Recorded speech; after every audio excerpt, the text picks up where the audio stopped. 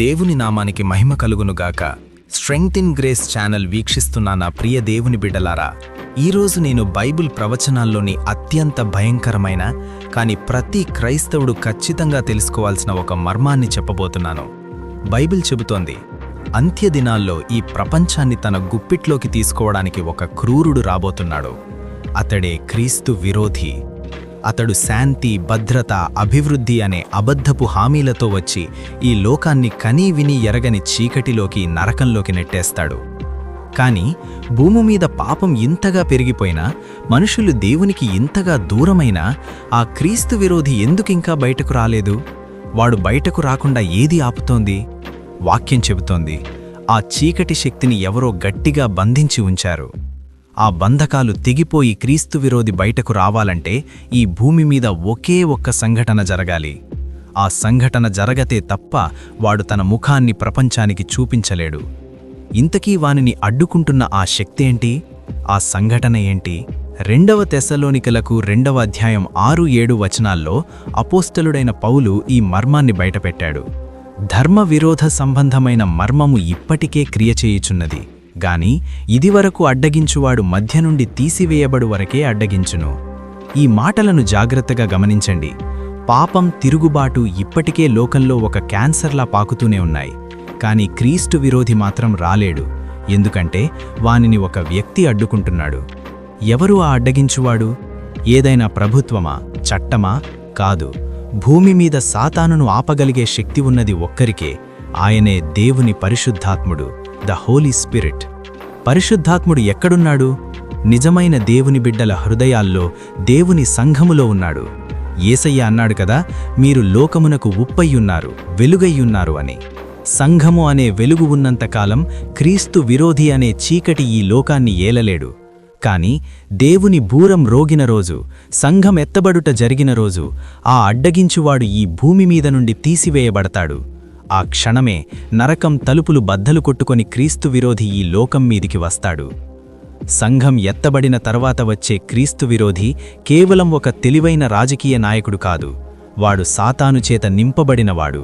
వాడు అగ్నిని ఆకాశం నుండి రప్పిస్తాడు, నకిలీ అద్భుతాలు చేస్తాడు. ప్రపంచం వాడిని చూసి దేవుడనుకుని మొక్కేస్తుంది. కాని ఇక్కడ మీరు వినాల్సిన అత్యంత భయంకరమైన సత్యం ఒకటుంది. 2వ తెస్సలోనికలకు 2వ అధ్యాయం 11-12 వచనాల్లో చెబుతోంది, సత్యమును నమ్మక దుర్నీతియందు ఇచ్చేయించిన వారందరూ శిక్షావిధి పొందుటకై అబద్ధమును నమ్మునట్లు దేవుడు బలీయమైన భ్రమను వారి మీదికి పంపుచున్నాడు. అంటే అర్థం చేసుకోండి, ఈరోజు దేవుని వాక్యం ప్రేమతో చెప్పబడుతున్నప్పుడు ఎవరైతే నిర్లక్ష్యం చేస్తారో, ఎవరైతే దేవుని ఎగతాళి చేస్తారో, సంఘం ఎత్తబడిన తరువాత ఆ అబద్ధాన్ని గుడ్డిగా నమ్మేలా దేవుడే వారిని వదిలేస్తాడు. ఈరోజు వాక్యం వింటున్నప్పుడు మారుమనసు పొందలేనివాడు రేపు పరిశుద్ధాత్ముడు లేని లోకంలో ఆ క్రీస్తు విరోధి తెచ్చే మోసాన్ని ఎలా జయిస్తాడు? జయించలేడు. ఖచ్చితంగా వాడి ముద్ర వేయించుకొని నరకానికి వెళతాడు. మరి ఇంతటి భయంకరమైన క్రీస్తు విరోధి ఎక్కడ నుండి వస్తాడు? బైబిల్ ఖచ్చితంగా ఫలానా దేశమని పేరు చెప్పలేదు, కానీ కొన్ని సూచనలిచ్చింది. మొదటిది ఇజ్రాయెల్. యేసయ్య యూదులతో ఒక మాట అన్నాడు, యోహాను 5:43లో, నేను నా తండ్రి నామమున వచ్చియున్నాను, మీరు నన్ను అంగీకరించరు. మరియొకడు తన నామమున వచ్చిన ఎడల వానిని అంగీకరింతురు. దీని బట్టి ఆ క్రీస్తు విరోధి మధ్యప్రాచ్యంలో ఒక అద్భుతమైన శాంతి ఒప్పందం చేసి జెరూసలేమున 3వ దేవాలయం కట్టడానికి అనుమతిస్తాడు. అప్పుడు యూదులు వానిని నకిలీ మెస్సియగా నమ్ముతారు. రెండవది అమెరికా లాంటి అగ్రరాజ్యాలు. ప్రకటన గ్రంథంలో మహాబబులోను అనే ఒక ఆర్థిక వ్యవస్థ గురించి ఉంది. అది ప్రపంచాన్ని శాసించే అమెరికా లాంటి అగ్రరాజ్యాల నుండి పుట్టుక వచ్చొచ్చు అని కొందరు పండితుల అభిప్రాయం. మూడవది ఇస్లామిక్ ప్రపంచం, మిడిల్ ఈస్ట్. ప్రాచీన బబులోను ఉన్నది ఇక్కడే. లోకమంతా ఎదురుచూస్తున్నట్లుగానే వాళ్లూ కూడా ఒక మహానాయకుడి కోసం ఎదురుచూస్తున్నారు. కానీ దేవుని బిడ్డలారా, వాడు అమెరికా నుండి వస్తాడా, ఇజ్రాయెల్ నుండి వస్తాడా, ఆసియా నుండి వస్తాడా అనేది మనకి ముఖ్యం కాదు. వాడు ఎక్కడి నుండి వచ్చినా వాడి పరిపాలన అనేది భూమి అంతటా గ్లోబల్ రూల్గా ఉంటుంది. అయితే ఈ క్రీస్తు విరోధిని చూసి మనం భయపడాలా, వణిచిపోవాలా? అస్సలు అవసరం లేదు. ఎందుకంటే వాడు దేవుని చేతిలో కీలు బొమ్మ మాత్రమే. దేవుడు టైం సెట్ చేస్తేనే వాడు బయటకు వస్తాడు. దేవుడు టైం అయిపోయింది అంటే వాడు పాతాళానికి పోతాడు. రెండవ తెస్సలోనికలకు 2వ అధ్యాయం 8వ వచనంలో ఒక అద్భుతమైన మాట ఉంది. ప్రభువైన యేసు తన నోటి శ్వాసచేత వానిని సంహరించి తన రాకడ మహాత్మ్యం చేత వానిని నాశనం చెయ్యెను. వింటున్నారా? ప్రపంచాన్ని గడగడలాడించిన ఆ క్రీస్తు విరోధిని చంపడానికి యేసయ్యకు ఒక ఆయుధం అక్కర్లేదు. కేవలం తన నోటి నుండి వచ్చే ఒక్క శ్వాస చాలు. వాడు పాతాళంలో పడవేయబడతాడు.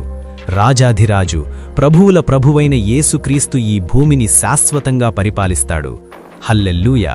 మనం భయపడాల్సింది క్రీస్తు విరోధి గురించి కాదు, మనం ఎదురుచూడాల్సింది సత్యక్రీస్తు రాకడ కోసం. నా ప్రియమైన సహోదరీ సహోదరుడా, ఈరోజు ఆ పరిశుద్ధాత్ముడు ఇంకా ఈ భూమి మీదే ఉన్నాడు. నిన్ను పాపం గురించి గద్దిస్తున్నాడు. ఆ అడ్డగించువాడు తీసివేయబడితే నరకం ఈ భూమి మీద తాండవం చేస్తుంది. అప్పుడు మారుమనసు పొందాలనుకున్నా దేవుడు పంపే ఆ బలమైన భ్రమ నిన్ను అబద్ధాన్ని నమ్మేలా చేస్తుంది. దయచేసి నిర్లక్ష్యం చెయ్యకు. రేపు చూసుకుందాంలే అనుకుంటే రేపు చీకటి మిగులుతుంది. నువ్వు ఎవరో నాకు తెలియదు, కానీ దేవుడు ఈరోజు నీతోనే మాట్లాడుతున్నాడు. సాతాను ఎంత శక్తివంతుడైనా నీ హృదయాన్ని దేవునికి ఇస్తే వాడు నిన్ను ఏమీ చేయలేడు. ఒకవేళ ఈ రాత్రే యేసయ్య మేఘాల మీద వస్తే ఎత్తబడే గుంపులో నువ్వుంటావా? నీ గుండె మీద చెయ్యి వేసుకొని నాతో పాటు ఈ చిన్న ప్రార్థన చెయ్యి. యేసయ్యా, నీవు నా పట్ల చూపిస్తున్న ప్రేమకు వందనాలు. ఈ లోకమాయలో పడి నా ఆత్మను నేను పాడు చేసుకున్నాను. నా పాపాలను నీ రక్తంతో కడుగు, నన్ను రక్షించు. రేపు ఆ క్రీస్తు విరోధి రాకముందే నీవు మేఘాల మీద వచ్చినప్పుడు ఆ ఆకాశంలో నీతో ఉండేలా నా ఆత్మను సిద్ధపరచు. నీ ఆత్మతో నన్ను నింపు. ఆమెన్.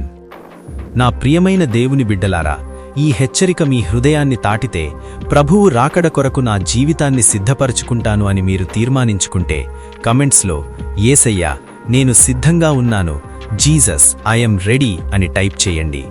దేవుడు మిమ్మల్ని, మీ కుటుంబాలను తన రాకడ వరకు సజీవంగా భద్రంగా కాపాడునుగాక. God bless you. Strength in grace. It's all about Jesus.